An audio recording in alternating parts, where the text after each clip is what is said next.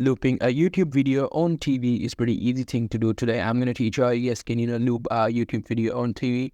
So for that you have to be at your computer and your mobile, and you need to go to YouTube. And in the YouTube you have to select whatever the video that you want to loop. So suppose I want to play this video in the loop in my TV. So make sure you have the same account logged into both in your TV and your Android or computer in which you are doing this thing. So you just have to click on these three dots, and then you have to click on save to playlist. Now it will take you this page. Now here you have to create a new playlist, give it some name, that this video, and after that what it will do is it will add this video into your playlist.